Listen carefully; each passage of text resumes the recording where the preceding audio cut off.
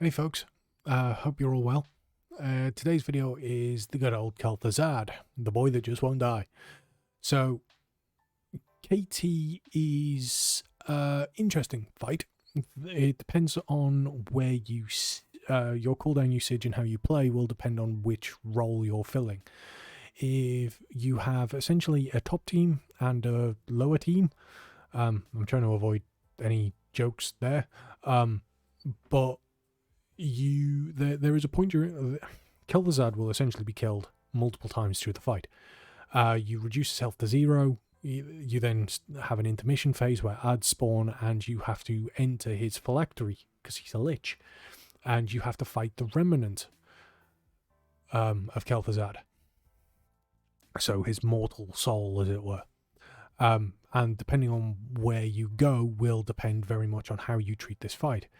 If you get to stay up, you are going to be able to cleave a lot more, and it is going to be better for your overall damage and your numbers. So if you're looking to pass in a heroic setting, you ideally want to stay up top because of the abominations that spawn that allow you to get better use out of your 1 minute cooldowns. Although, depending on your guild's overall strength and your item level, the kill time can vary, so your 2 minute cooldowns start getting moved off slightly, but your 1 minute will usually be up to use on the cleave situations. If you're going down, however, like I do in this particular kill video, the fight is pretty much entirely single target for you, so it's a case of just making the most of it. There are points where you can cleave with Divine Storms, but they're for glacial spikes, or if the Addons are still up when you come back up. So we will get into the main video. There is a point towards the end of this video, though, that is highly interesting and something I will show you guys and discuss. It was alluded to in my logs video. As you've probably guessed, there isn't another logs video up this week because I am still away for personal reasons and won't be returning until the 1st of September, which is a Wednesday, so I will probably be there. There won't be a week of improvements for my raiding. Or 2 weeks for my raiding. But we will get back to it with a vengeance. So, yeah, first phase of KT, there's not a whole hell of a lot going on, to be honest. Tank adds spawn. I say tank adds, tank fragments is probably the more accurate word for it, that do a cast, and as the fight goes on, this KT, as the fight goes on, gets progressively more chaotic. These mobs just do a cast. It does damage. Kick at them if you're within range. Generally, it's more down to the range to deal with this, because as melee, you kind of just want to stay on KT if you can. Hopefully, your tanks will actually kite him to other things. But you can see that the first phase is done, and we need to go down into the phylactery. Going down into the phylactery now puts us with the remnant of Kel'Thuzad. And this is basically just damage him and move around in a circle. You want to avoid the things on the floor. Those green things will root you. And the freezing blast he does targets a random direction. And if it hits you, it's going to throw you off the platform. And once you get Undying Wrath, you've DPS'd him enough, you want to get back out of his phylactery. So you go and use the extra action button. Here you can still see that the adds are up. The 4 adds that are spawned were still up. This means that our single target damage was much higher than their AoE, which means that realistically we could have afforded to leave one more person out, probably. But had I been left out, you can see there that I tried to kick that cast, but unfortunately my kick was actually on cooldown. So I'm not entirely sure what I'd attempted to kick previously or if I just fat fingered it, but still tried. And you can see that Josh is running around picking up those fragments, because once they're killed, the tank needs to go run and pick them up. So just generally use wings on cooldown here. Because I'm not trying to hold or pad for anything, I am just trying to get everything down. Now, I wasn't sure if that last soul had been killed, so I had run out to try and get a kick and then realized that it was in fact dead, so I needed to backtrack. Little bit of wastage on wings for my part there, but these small things happen. It's better to be safe than sorry. So one problem here, especially as Paladin, is we get silenced if those orbs are on us. So you can see how we've got the purple mark there. You kind of want to drop that off in the right place and not wait around like that group did, because unfortunately I was silenced for a period of time there because of those two individuals just kind of ran through me, and there wasn't a whole hell of a lot I could do, because if you're silenced, you can't cavalier, which is great fun. So, second phylactery, we're going down, and this is just a basic, just pop 'em. Now, honestly, I may have it the wrong way around. The freezing blast might be what roots you in place, and it's the green that kills you. Yeah, I think freezing blast just roots you in place, and it's the green that kills you. Yeah, because you can see there that our healer Emma got stuck. She's just about to die, so I lay on hands her. I think that lay on hands came in at about 1% health. And that is the power of our mouse over macro. But because I'm using Unbreakable Spirit and Healing Hands, my lay on hands is a 3-minute cooldown.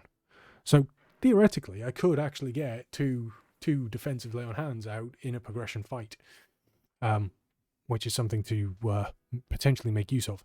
Now, here I was a little bit slow on the draw, because we have 3 glacier spawn. What you want to do when you start getting to the stages, you want 2 to spawn in one location and 1 in the other, because when these detonate, they do a considerable amount of damage. We at this point just raw dog heal through it, because you get 3 stacks of a debuff, and we just basically go sod it, stand in the Ashen Hollow that Dover put down for us, do everything you can, and just live.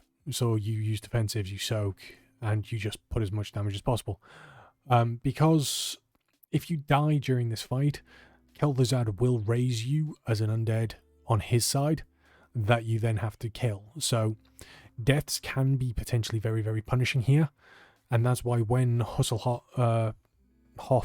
or our mage, was turned, a couple of us just immediately swapped to him, because we needed to get him down. Because as a frost mage, he'd actually then impede us if he was snaring us constantly. Now, Frozen Blast will root you if you stand in it. You need to help soak to avoid the damage, because the more people that soak it, the less damage that each person individually takes. But you can either Mass Dispel the root off, or, as I did, you can Freedom it. Now, this is the final time we go down into the phylactery. And what I didn't know, and this is my first time going down, is he will summon these glacial winds, so these glacial tornadoes, which means I was then frozen in place.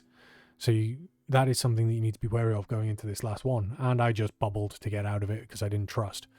Now, here's the bit that gets really interesting. Our tank Dover is dead, which means we have Josh. Now, the Adds are still alive. You have you have the 2 unstoppable abominations, you have 1 Soul Reaver, and the other one, thankfully, is dead, but he's taking Kel'Thuzad. Now, Josh here takes a bit of a panic and calls for anyone to taunt. So, the call for the taunt, I immediately taunt, being one of the only DPS with one, and then I just kite him. And you can see that the priest there did a fantastic job of keeping me alive. Ooh, another spider. So, this is something that you need to be wary of as a paladin. Like, we'll stop. Right. So the call comes out. And again, this is kind of what will make a name for you guys in the guild that you're in, whether it be a pug or a raid or whatever. You need to be ready for this. Like, I had 12 seconds on forbearance when I did this. So if I could hold for 12 seconds with, Shield of Vengeance, maybe an external if someone's willing to give me it, I could then bop and I could stay alive. Because I've got taunt again, so you can taunt while you're holding bop or bubble. But I immediately do what I can to keep the tank alive, because we've only got the 1 and we don't have a CR.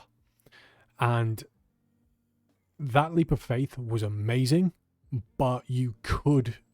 It's one of the excuses you could have for using Cavalier.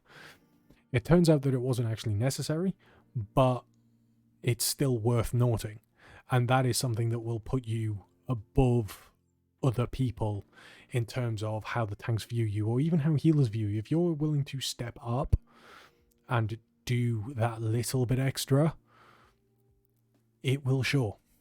It does come at the cost of DPS though, so hopefully you won't always have to do it, but it is a thing. Like, Dover got resurrected there, so we now have a protection paladin just causing havoc for people, and like, I sacrificed Josh, so I'm using my blessing sacrifice here. So using so your finesse conduit for this could either be echoing blessings or lights barding. I use lights barding for the extra mobility, but you can see there that with that defensive he's taking 30% less damage, and it's enough to tie everything over.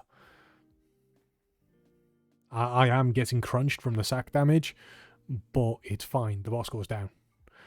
And I think, if memory serves, I actually died at the end of this for whatever reason. I think it was because I had the debuff. All that meteor got dropped on us.